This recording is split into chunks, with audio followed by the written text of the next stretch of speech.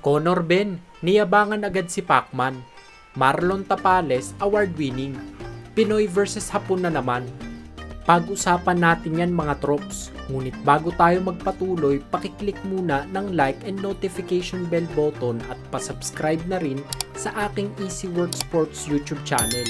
Maraming salamat trops. Sa pagkikita nga po ng ating 8th Division World Champion, pambansang kamao Manny Pacquiao, at ng welterweight top contender na si Conor Ben, ay naging pasabog nga sa boxing fans ang potensyal na bakbakan nilang dalawa. Sa interview nila Manny at Ben sa The Stamping Ground YouTube channel ay nagbigay respeto at papuri ang dalawa sa isa't isa.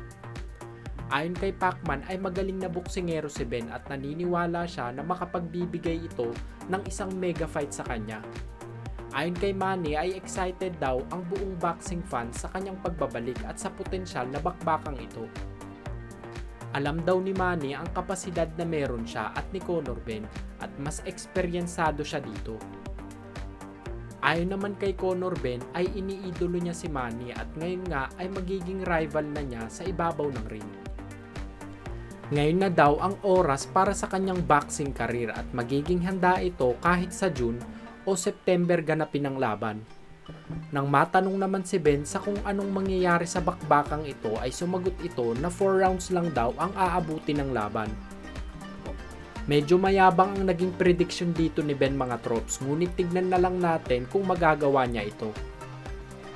Sa kakalabas nga lang po na balita ay kasado na ang laban ng WBO Global Light Flyweight Champion na si Reggie Suganov kontra sa Hapon na si Kai Ishizawa.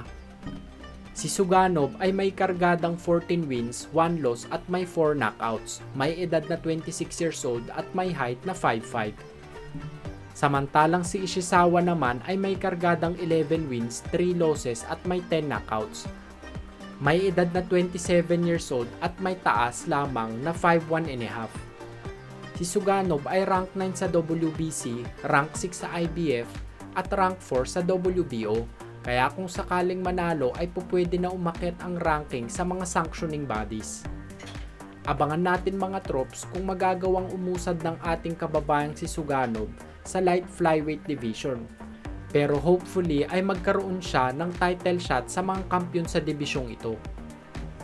Sa huling balita ng mga trops, good news, bibigyang parangal ang ating dalawang Pinoy boxers sa First Pacquiao Ilorde Philippine Boxing Award bilang Boxer of the Year.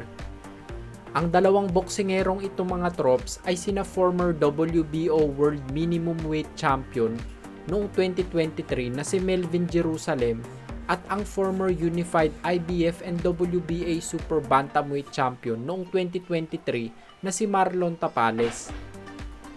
Dahil nga po sa pagiging kampyon ng dalawang boxer na ito last year ay walang sino man ang deserve other than them sa award na ito.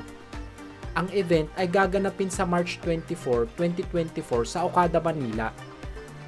Sa ngayon ay wala pang bagong Pinoy champion ngunit hopefully soon bago matapos ang taon ay makarami tayo ng Pinoy World Champions.